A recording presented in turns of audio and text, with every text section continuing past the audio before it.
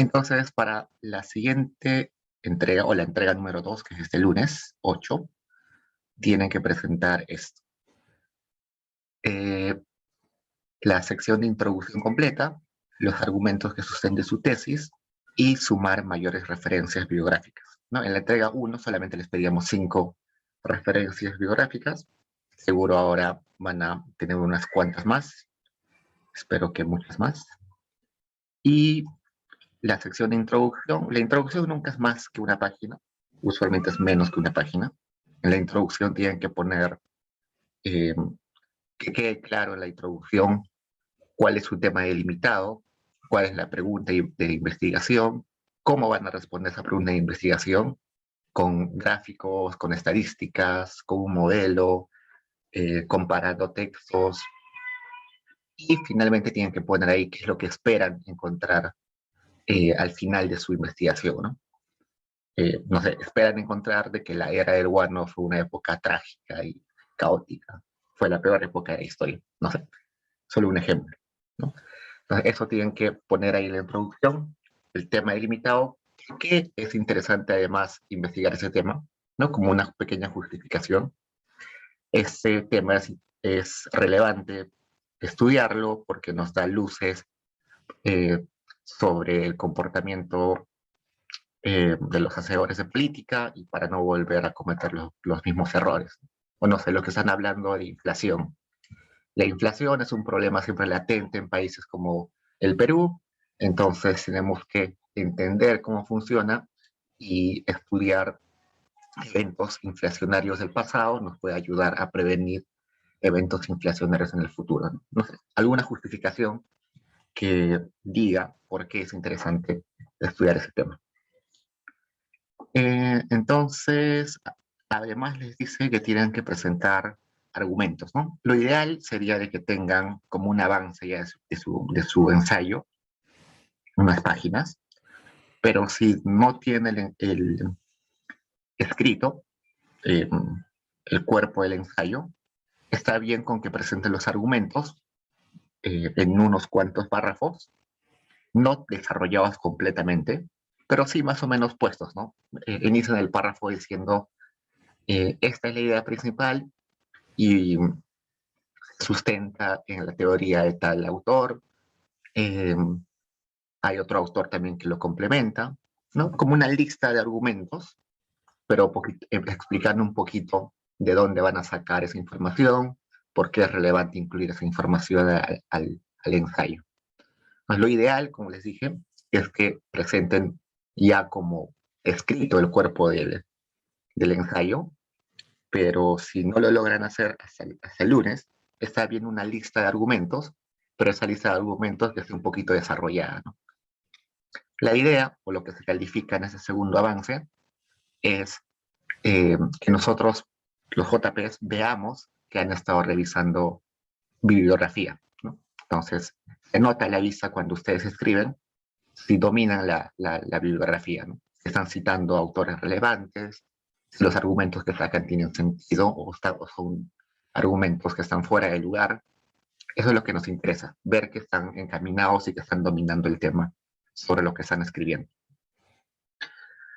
Si alguno tiene su ensayo súper avanzado, mejor aún, porque seguro que si la entrega es el 8, supongo que para una semana después, el 15, seguro les vamos a mandar los comentarios y sus notas de la segunda entrega, y seguro ahí les hacemos correcciones, recomendaciones de cómo pueden seguir haciendo su ensayo. ¿Qué más? Y bueno, el 29 de noviembre, que sería acá de 2, 3 semanas y un poquito más, ya sería la entrega final. Esa entrega ya es completa, ¿no? Introducción, el desarrollo de todos sus argumentos, en todo el cuerpo del ensayo, sus conclusiones, la bibliografía citada, todo completo.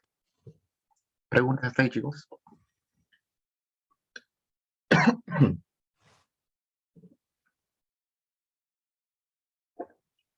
Profesor, ¿un aproximado de hojas hay o de palabras o no hay? No, El ensayo, como les dije, no va a superar de una página, casi nunca supera una página.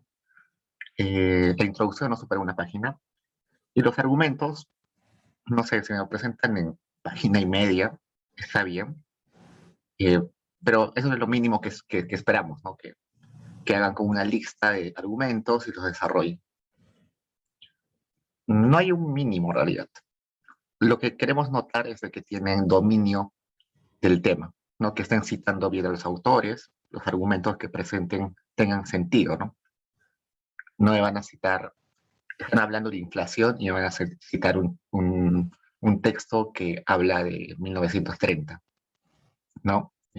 No, tiene que dominar más o menos los temas. Y bueno, ese avance pesa, si no mal recuerdo, 40% o 20%, vamos a ver. No,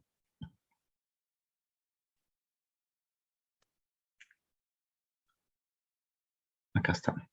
La entrega 2 tiene un puntaje de 4 puntos, es decir, 4 entre 20, 20%, ¿no? Eh, mm, 4 puntos sería 20%. El 20% de su nota del ensayo es la segunda entrega. Y la entrega final sí pesa ya lo que sobra, ¿no? Que sería 70%. Ok, entonces hoy día, hacia el final de la revisión de la lectura de hoy, voy a estar un rato, si alguno se quiere quedar a conversar sobre su tesis, perdón, sobre su trabajo de investigación, sobre su ensayo, tiene dudas, no encuentra bibliografía, me voy a quedar un ratito después de las clases para que me puedan preguntar y si no, igual me pueden escribir al correo. ¿Qué más? Otras cosas que tengo que decirles. Creo que nada más sobre el ensayo. Si tienen preguntas, me pueden preguntar ahorita.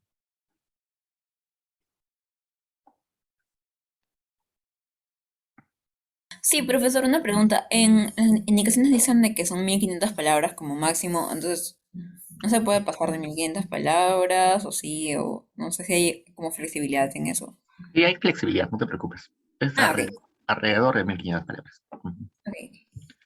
Sí, no somos estrictos en eso. Entiendo que siempre a veces hay más información y es imposible cortarla, ¿no? Ok, la siguiente clase tendríamos esta lectura 10, ¿no? Vamos a ver qué es la lectura 10.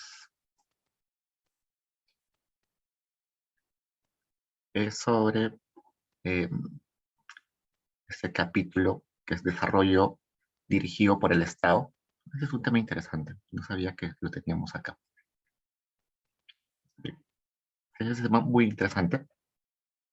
Resulta que ha habido periodos en la economía peruana en las cuales eh, el Perú ha sido más dependiente de lo que usualmente somos, pero más independiente económicamente hablando de lo que somos. Como país, ustedes seguro ven la historia reciente, somos un país muy pequeño y muy dependiente de la economía externa, ¿no? Cualquier cosa que pase del exterior, uy, nos afecta rápidamente, sea bueno o sea malo, ¿no? Si va bien a la economía del resto del mundo, estamos felices acá, exportando y con la economía a full, y si hay una recesión afuera, nos contagia al toque y también nos vamos a terminar una recesión. Eh, no, pero ha habido algunos periodos en la historia de la economía peruana en las cuales hemos sido más o menos independientes y no nos ha afectado tanto el entorno internacional. Han sido periodos cortos, eh, el periodo más largo que recuerdo son 8 o 9 años, pero más o menos en este texto habla de unos dos periodos. Así que léanlo, es bastante interesante. Y bueno, vamos a tener control también sobre esto, ¿no? Pero la lectura de hoy es otra. La lectura de hoy es esta. Perú 1890-1977, un texto de Thor y Bertrand, que para todos aquellos que están haciendo algún ensayo que tenga que ver con algún evento dentro de este periodo, no sé, la Gran Depresión, por acá debe estar también Velasco, Leguía, Odría, en 1950 hay algunos auges de exportación, ¿no? Todos los que estén haciendo algún tema en ese periodo, este texto es fundamental. Lo pueden utilizar, van a encontrar un montón de información muy bien explicada, que se puede leer muy rápido, y además tiene un montón de cuadros y gráficos bastante intuitivos.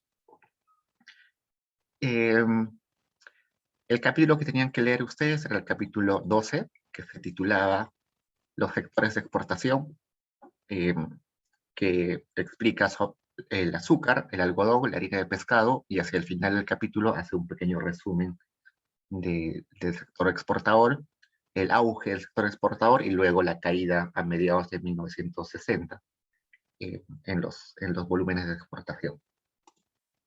Entonces, antes de hablar de este capítulo, quiero comentarles un poco sobre el libro. Este libro empieza, este libro, la primera edición se publicó en inglés. Es interesante porque es historia del Perú, pero se publicó en inglés por primera vez y después de muchísimos años recién se tradujo al español. Entonces, parece que en el exterior leen más historia del Perú que nosotros mismos. Acá está la versión en inglés. Es esta. Grow and Policy in an Open Economy, que es del 78. Bien antiguo, ¿no? Y la edición en español es una edición en realidad bastante reciente. Eso, para al menos a mí me llama la atención de que la historia del Perú se publique primero en inglés, lo lean los que viven en el exterior y no lo lean los peruanos. ¿Okay? Entonces, ese texto busca hacer un recuento de los eventos en este periodo, pero no un recuento simplemente descriptivo, ni un recuento separado por periodos, sino un análisis de largo plazo.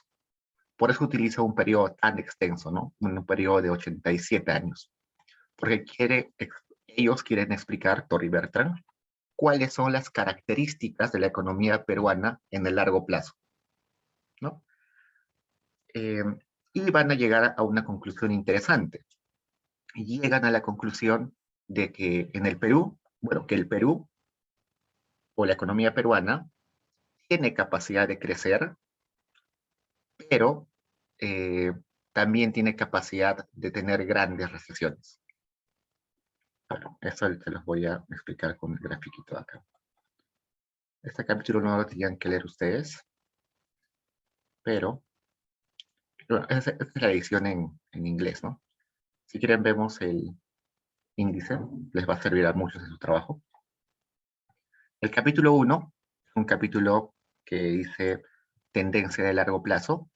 Acá en tendencia de largo plazo se va a preguntar cuáles han sido los eventos más importantes favorables para la economía peruana y cuáles son los eventos desfavorables más importantes para la economía peruana. Luego se hace una pregunta sobre los recursos naturales y cómo eso afecta al comportamiento de los agentes económicos.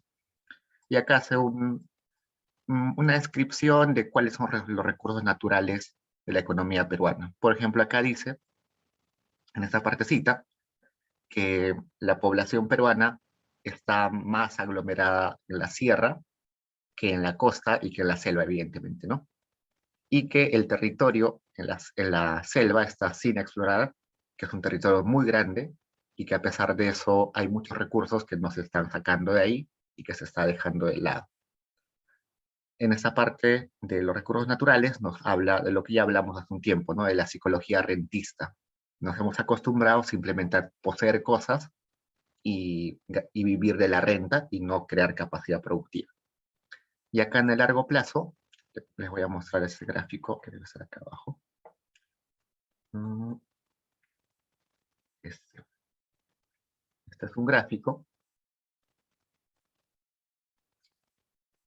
donde dice exportaciones desde 1830 hasta 1975. y tiene dos líneas. Una que es un índice de cantidades y otra que está entrecortada, que es el índice de, de las exportaciones, pero en dólares. Y está, acá dice, acá abajito dice, índices en base 1990. ¿Eso qué quiere decir? Que en 1990, que está acá, ustedes proyectan acá, y justo en 1990 aparece 100. ¿Por qué? Porque el año de referencia es este, el año base. El año base se le llama año de referencia.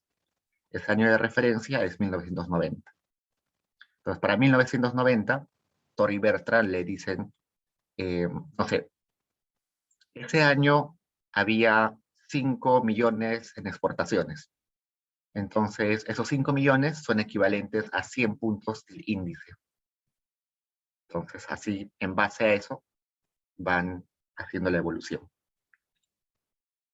Este oscurito, la línea oscurita, es la cantidad de exportaciones y el entrecortado es el volumen, perdón, en dólares las exportaciones. No hay mucha diferencia en realidad, es de esperar de que vayan con la misma tendencia. Solamente pueden discrepar en algunos momentos cuando los precios internacionales cambian abruptamente. Por ejemplo, acá si se dan cuenta hay un salto abrupto de, de los ingresos monetarios con el volumen. Eso quiere decir que estábamos vendiendo prácticamente lo mismo al exterior, pero como los precios habían aumentado internacionalmente, en valor monetario es más alto, ¿no? Pero la idea que acá nos está diciendo es que en el largo plazo hay crecimiento. Y eh, Ribertra va a identificar tres periodos que son bastante interesantes. El primero es evidentemente 1930, bueno, el segundo en realidad, acá está 1930. 1930, la crisis, la Gran Depresión, 1929 empieza, y acá, como se dan cuenta, hay una caída abrupta. En el caso de las perdón, de la recaudación o del ingreso en dólares, ¿no? Cae un montón. Otro momento importante es este, 1879. ¿Alguien recuerda qué pasó en 1879?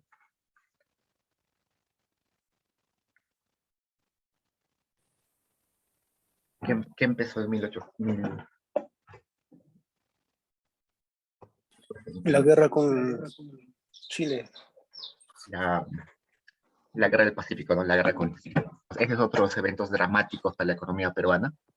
1879 hay una caída abrupta, básicamente porque como hay guerra, todas las empresas cierran, hay miedo, inestabilidad, destrucción de capacidad productiva. Entonces, este es uno de los eventos trágicos. El otro evento es la crisis la Gran Depresión, y la última es la crisis energética. La crisis energética está en 1973. Casi no se ve acá, porque ya por acá debe estar. 1973, crisis energética, que se le llama, o es más conocida, la crisis del petróleo. La crisis del petróleo resulta que había una guerra entre países del Medio Oriente, entre ellos, y los grandes productores, creo que es países del Medio Oriente con Israel, algo así. Entonces, los países productores de petróleo apoyaban a uno de los bandos de la guerra y se negaron a vender petróleo a aquellos países que apoyaban al otro bando. Entonces, por eso es de que le dejan de vender petróleo a Estados Unidos, a otras potencias del mundo, y se genera un aumento de precios del petróleo exorbitante y la economía mundial se paraliza. En base a esos tres eventos, que son eventos bastante trágicos, dice que hay otros eventos que sí son favorables para la economía. Por ejemplo, este crecimiento bastante interesante que tenemos acá, que ustedes seguro ya sospechan que es la era del guano, ¿no? Este crecimiento largo de acá es el crecimiento, es el guano, desde 1848 más o menos, y que evidentemente termina con la guerra de Chile. Luego hay este periodo de expansión, que es un periodo de expansión básicamente por la recuperación de la guerra de Chile. En la recuperación hay un montón de inversión del Estado, y también porque hay exportaciones que son bien vistas en el exterior, como azúcar, algodón, que se empieza a exportar un montón en esa época, y también por algo interesante, porque en este periodo, 1910, 20, eh, bueno, ya, exportaciones y un crecimiento demográfico en Europa grande, por tanto necesitaban alimentos allá. Y luego, acá en 1930, 1900, pasado 1930, pasada la gran crisis, hay otro periodo interesante de exportaciones. Este periodo de exportaciones tiene que ver con varias cosas. Primero, porque teníamos varios productos para exportar, harina de pescado, azúcar, algodón, metales preciosos como cobre, oro, plata. Pero también porque en esta época eh, está la Segunda Guerra Mundial, ¿no? Después de 1930, eh, la Guerra Mundial creo que empieza en 1940 y tantos, ¿no? La La Segunda, 39. 39.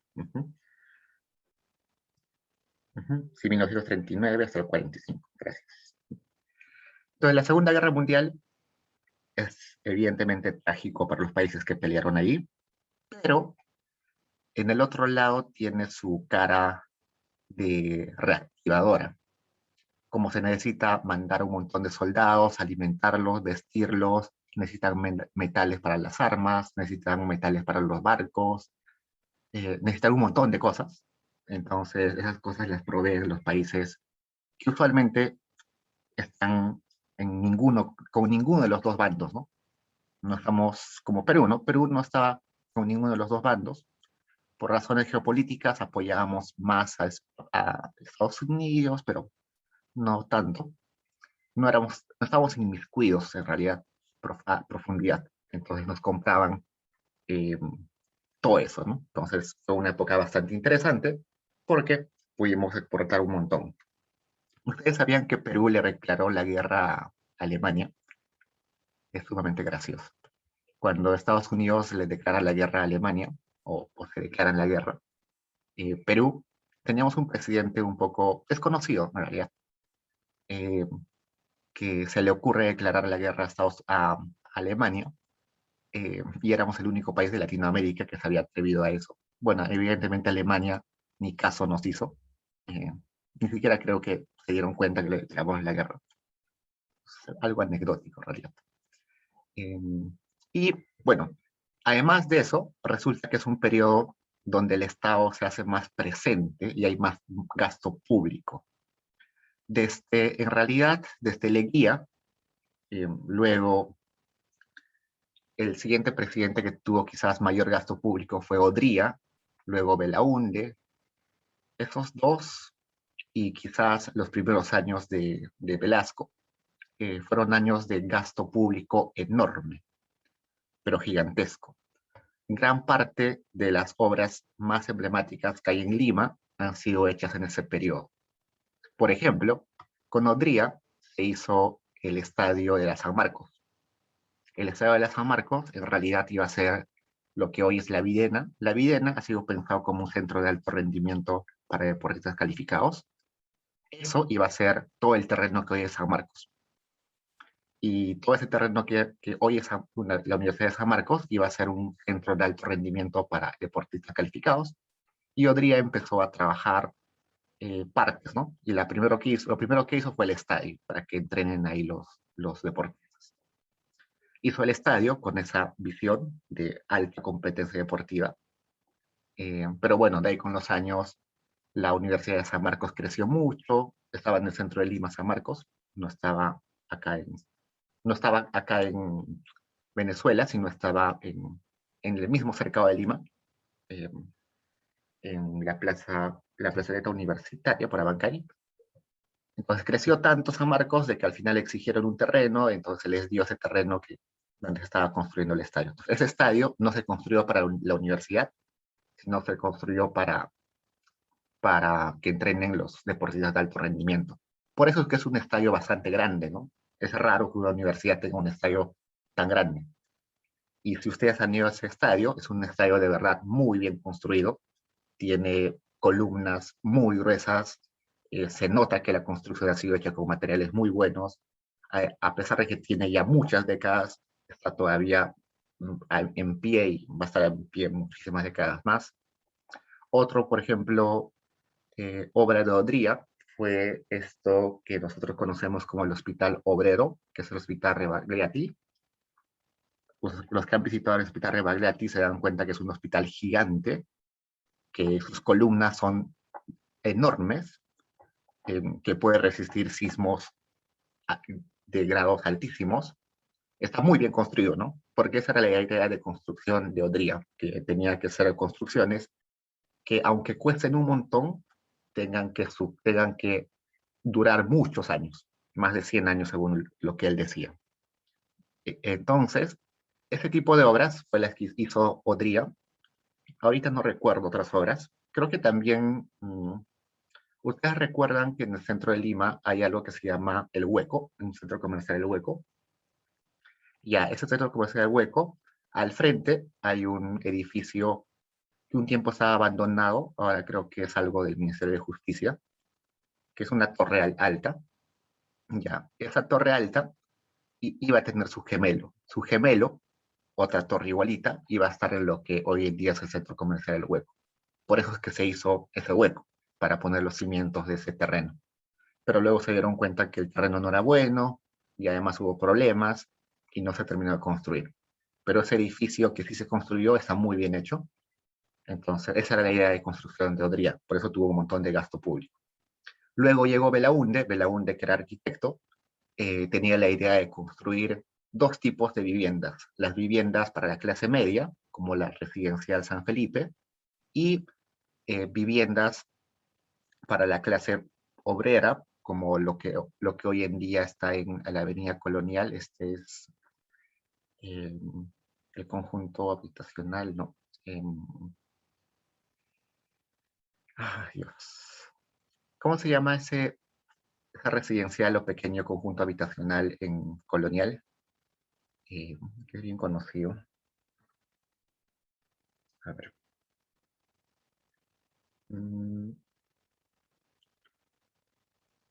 Pongamos acá.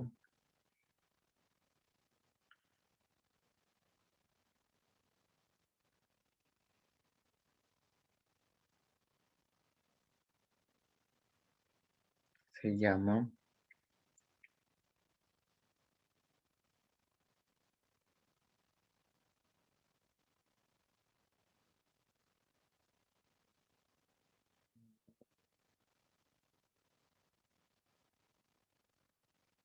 Déjame buscarlo acá.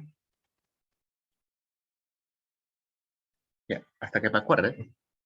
El tipo de vivienda para la clase media que pensaba Belaúnde, que era lo que hoy es la residencia de San Felipe. La residencia de San Felipe fue construida en la época de Belaúnde, y él entendía de que la clase media tenía que vivir en comunidad. Por eso es que la residencia de San Felipe tiene áreas comunes y negocios pequeños dentro de la residencial. Su idea era de que las personas que vivían ahí no iban a necesitar salir de ese complejo de edificios para acceder a todos los bienes necesarios. Por eso hay una clínica adentro, por eso hay un teatro adentro, por eso hay bancos adentro, hay restaurantes, hay cevicherías, hay gimnasio, hay parques, hay todo. La idea era que eh, esté todo disponible ahí, y además de que la gente viva en comunidad, que se conozcan entre ellos, que los niños puedan salir a jugar tranquilamente, que tengan áreas verdes, y que además eso genere relaciones sociales, ¿no? Que la gente se comunique, y las relaciones sociales tienen sentido si pensamos en crecimiento económico. la gente intercambia ideas, intercambia opiniones, intercambia ideas de negocio, junta esfuerzos, es más probable que se generen nuevas ideas, ¿no? Entonces, por tanto, esa era la idea de Belaúnde, vivir en barrios o en conjuntos residenciales. Y los que han vivido, o los que viven, o los que han pasado por ahí, ven que la residencia de San Felipe tiene décadas, pero está nuevecito, es más resistente que todos los edificios que están alrededor. Hace unos meses hubo un temblor y varios edificios nuevecitos que están cerca de la residencia de San Felipe se rajaron, y los de la residencia de San Felipe no les pasó nada. Son departamentos ahí que son muy buenos, la residencia de San Felipe, y tienen la misma idea de construir, y que eran construidas con una visión de que duren muchos años, ¿no? Esa es la idea de vivienda para la clase media, y para la clase trabajadora eran los conjuntos habitacionales, como los que están en la avenida Colonial, la avenida Venezuela, que no recuerdo sus nombres, pero igual, son como pequeños departamentos, donde son más pequeños y más baratos que los de la residencia San Felipe. No hay negocios en las plantas de abajo, pero también la idea era de que la gente viva en comunidad, se conozca. Hay algún estudio por ahí, no recuerdo el autor, que dice que, que gran parte del éxito del fútbol en los años 80, cuando el Perú estaba bien en el fútbol, tiene que ver con que las personas vivían en este tipo de barrios eh, residenciales y estos conjuntos habitacionales que incentivaban la vida de barrio. ¿Por qué? Porque los niños tenían seguridad, vivían dentro de un complejo seguro, salían a jugar todas las tardes y ahí desarrollaban sus habilidades físicas, y muchos de ellos terminaron siendo futbolistas de gran nivel. Hoy en día, que la mayoría vivimos sin conocer a nuestros vecinos, yo no conozco a mis vecinos, y sé que es usual que ya no se viva en barrio, en comunidad. Eso es más difícil, ¿no? Más difícil que los niños salgan a los parques y por tanto hacen menos deporte, ¿no?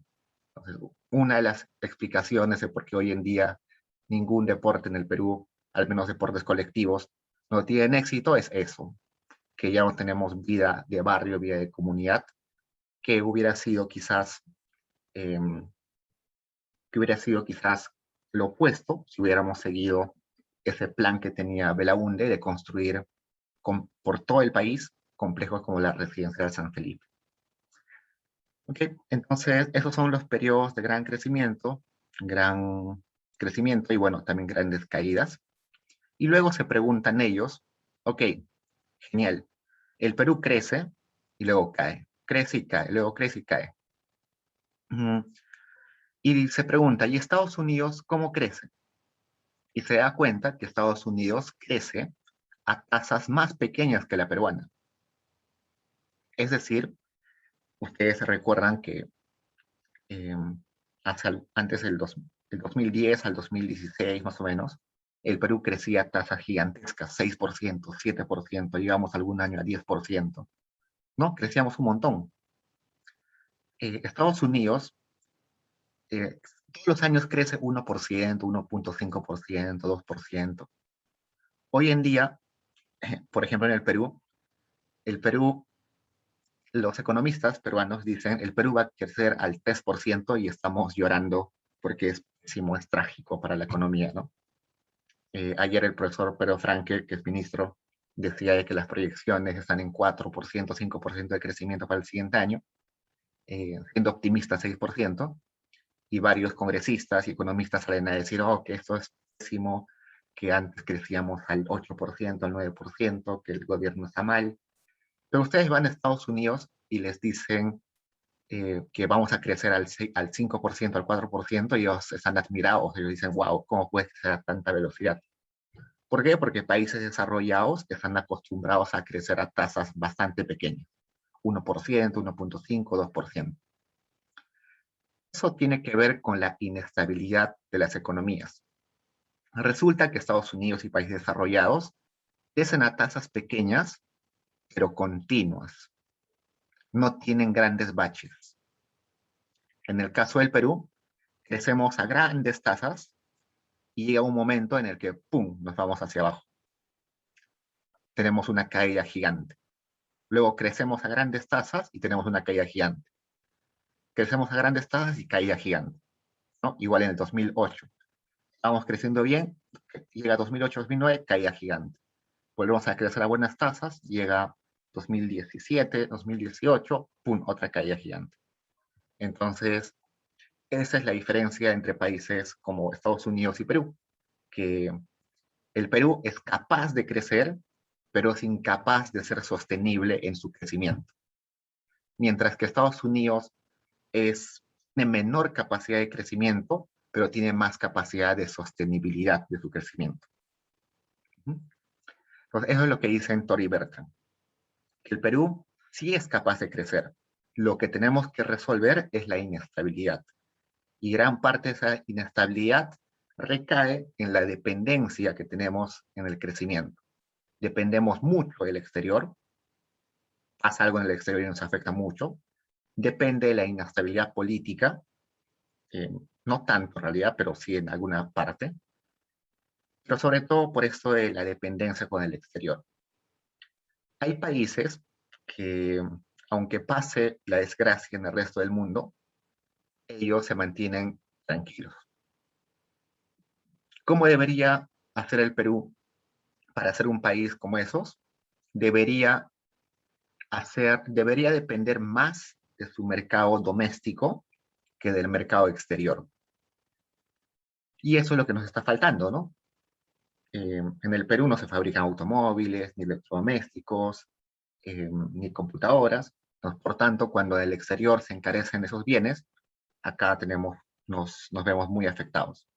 Pero si esos bienes se producirían en el Perú, lo que pasa en el exterior no afectarían. Entonces, eso es una de las soluciones, ¿no?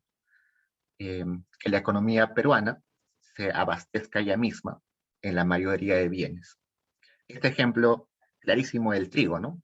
El trigo, nosotros somos unos importadores casi netos de trigo. Tenemos como el 70% de trigo creo que importamos. Y el trigo comemos todos los días comemos pan y consumimos, por tanto, trigo, pero no producimos trigo. Entonces, que cambie el precio internacional del trigo nos afecta un montón. ¿Qué deberíamos hacer? Volvernos, al menos, que la producción de trigo nacional pueda abastecer al consumo de trigo nacional. ¿Cómo se haría eso? Es un poquito difícil porque el trigo necesita plantarse en grandes extensiones de terreno. Tú no puedes plantar trigo en pequeñas extensiones, no es rentable. Necesitas hectáreas y hectáreas gigantescas. Y para eso, evidentemente, no se puede utilizar la sierra, porque en la sierra la geografía es muy irregular y hacer producción a gran escala es casi imposible, por el mismo hecho que no puedes meter máquinas. En la selva, ni pensar, porque no va a crecer y además está lleno de árboles y es un lugar que hay que preservar. Entonces, la costa es el lugar idóneo, ¿no? Es plano, se puede meter maquinaria, pero el problema es que en la costa no hay agua. Por eso es que en los últimos años, o en las últimas décadas, el Perú ha tratado de llevar agua al, al, a la costa. Por ejemplo, Majes Sihuas es un proyecto que busca básicamente abrir un orificio en las cordilleras para que el agua que se va hacia la sierra, en lugar de irse hacia la sierra, se vaya hacia la costa, hacia Arequipa. Igual, en el norte del Perú hay otro proyecto igualito, parecido, que desvía el agua que se va a ir a la sierra y a la selva luego, para que se vaya a la costa. Entonces, con eso se irriga y se llega a tener mayor cantidad de tierras cultivables. Y dicho eso tiene que ver bastante con una de las preguntas de su control. En su control decía, una de las preguntas, Bertrand menciona que la producción agrícola de exportación en parte fue condicionada por la oferta inelástica de tierras irrigadas. Entonces, las únicas tierras fértiles y de gran producción son aquellas de que acceden al agua, es decir, las irrigadas. El Perú tiene un montón de territorio, un montón de tierra, pero en la sierra no se puede producir a gran escala y por tanto la producción de la sierra muy poco es de exportación. En la selva no se puede producir a gran escala por la selva. Eh, y entonces la costa es el único lugar donde podemos producir para exportación. En Arequipa, en Lambayeque, en Ica, en todos esos lugares. Pero resulta que como en estos periodos que hemos leído, este texto o este capítulo trata desde el 48, si no me recuerdo, hasta el 70 y tantos. En ese periodo, claramente era muy difícil llevar, no había tecnología para llevar agua a la costa, entonces la expansión de la agricultura se vio limitada cuando ya no había tierras disponibles. Cuando hablamos de oferta inelástica, decimos de que el precio de las tierras puede subir un montón, pero nadie está dispuesto a venderte más, o a ofrecerte más tierras, ¿no? Yo necesito 5 hectáreas para producir espárragos. Ya, estoy dispuesto a pagar $1.000.000 por hectárea, pero no hay. Aunque tenga todo el dinero del mundo, nadie me puede vender porque no hay tierras. A eso se refiere oferta inelástica. Quieras pagar el precio que quieras pagar, no vas a encontrar tierras disponibles para comprar. Entonces, sí, tuvimos una expansión de la agricultura en la costa, agricultura de exportación, pero eso llegó a su tope cuando ya no había más tierras que expandir, que cultivar, que se podían comprar. Esto de la oferta inelástica es lo que se trata de arreglar hoy en día con eso de irrigación de las tierras en Arequipa, en Majesiguas, en Lambayeque. Entonces, esa es de eso trataba esta pregunta. Bueno, acá la segunda pregunta era, los sectores exportadores perdieron dinamismo desde mediados de la década de 1960. ¿Qué sectores se vieron más afectados y cuáles no? La respuesta a eso estaba en el resumen acá. Creo que en los últimos capítulos están. Acá nos habla de la expansión, pero acá, veamos.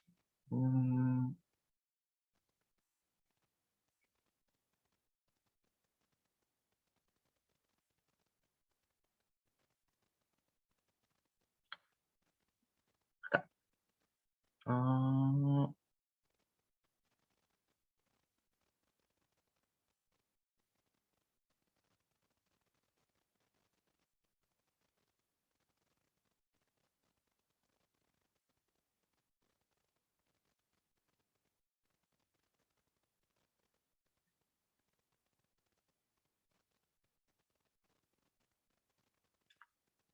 la década de 1960 trajo un cambio fundamental en el crecimiento de las exportaciones, con excepción de la harina de pescado, en cuyo crecimiento la restricción ecológica fue y es absoluta. El crecimiento de los sectores exportadores perdía dinamismo debido principalmente a la creciente limitación para expandir la producción de proyectos de pequeña y mediana escala, por ejemplo en la agricultura, ¿no? Ya no se podía hacer más proyectos porque no habían tierras. En la minería ya no se podía hacer proyectos porque explorar y encontrar una nueva mina demora años. Inclusive, una vez que tú encuentras un yacimiento de plata, de cobre, construir la mina encima te demora 4 o 5 años. Después de 4 o 5 años recién sacas tus primeros kilos de oro, de plata, de cobre. Entonces, esos proyectos demoran tiempo y lo que había pasado en ese periodo es que solamente estábamos aprovechando los proyectos que ya estaban en funcionamiento, pero nos habíamos olvidado de hacer nuevos proyectos. El futuro dependía de proyectos de gran escala y el rápido incremento de la escala mínima de operación de proyectos que existían, pero no habíamos creado nuevos proyectos. Okay, En consecuencia, la apuesta de Marta nos dice que el Estado se puso pilas, pero también ese esfuerzo del Estado no es que crea proyectos de un día para el otro, ¿no? Sino demoran años y años para que al final tenga frutos. En el caso de la pesca es interesante porque cuando ustedes ven un gráfico de producción de pesca, la pesca en el Perú, vamos a poner acá si tenemos suerte, pesca, Perú, serie de tiempo. Si tenemos suerte, vamos a encontrar el gráfico que estoy buscando. Acá está.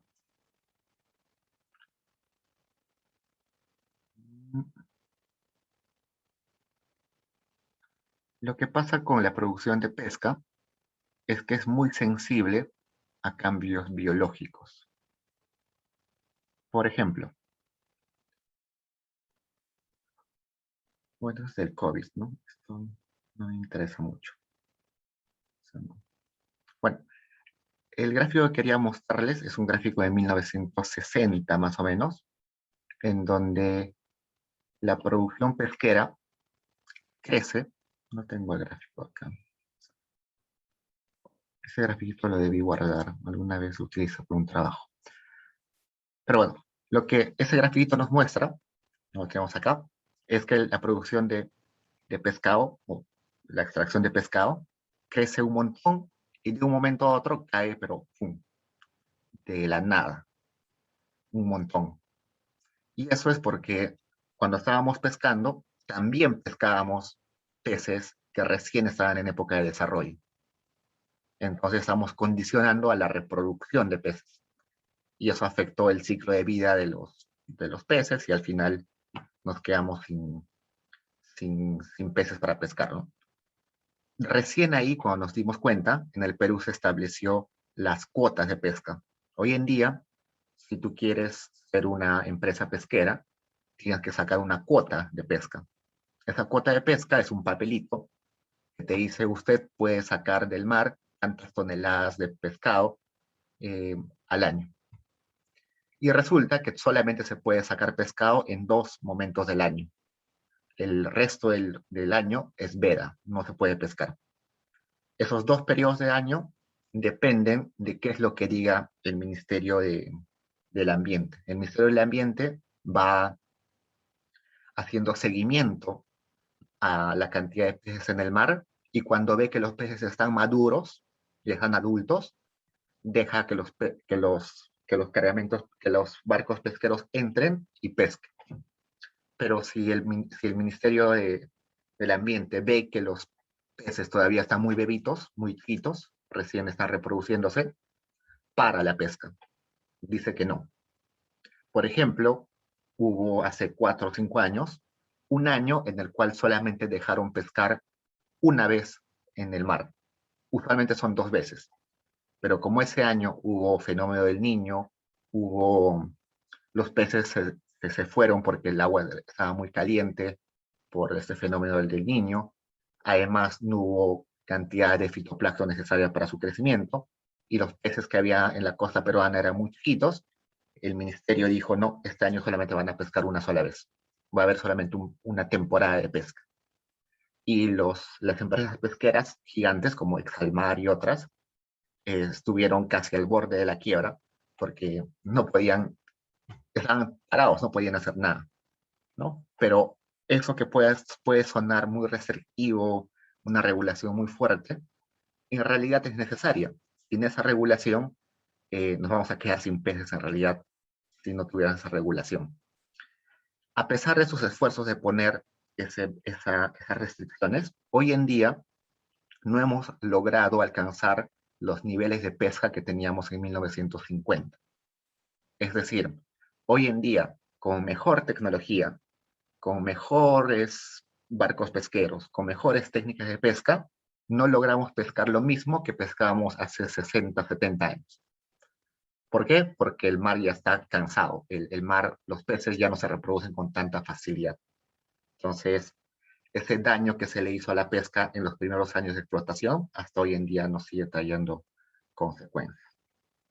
Entonces, básicamente, eso de que había restricciones para el crecimiento de nuevos proyectos, de que ya no había tierras para desarrollar agricultura, las mismas restricciones de biológicas de los peces, la misma restricción de la extracción de minerales. Eso era básicamente lo que quería que pongan en esa pregunta en esa pregunta que tenía que ver con ello, ¿no? Ok, chicos, ¿tienen preguntas?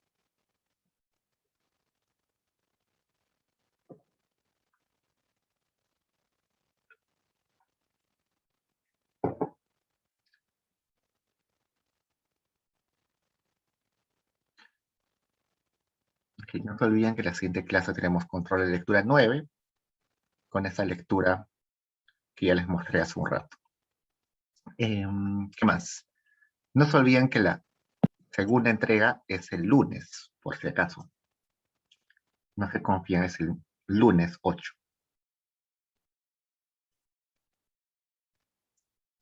¿Dudas, chicos?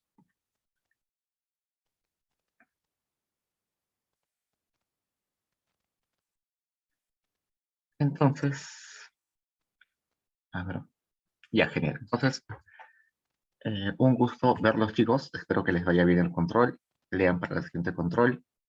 Tengan un buen fin de semana. Y yo me quedo un rato acá si alguno tiene preguntas sobre el ensayo. Y los que no tienen dudas, ya pueden ir a repasar, a tomar su lonche, no sé. Cuídense, chicos. Me quedo un rato por si alguno quiere conversar sobre su ensayo.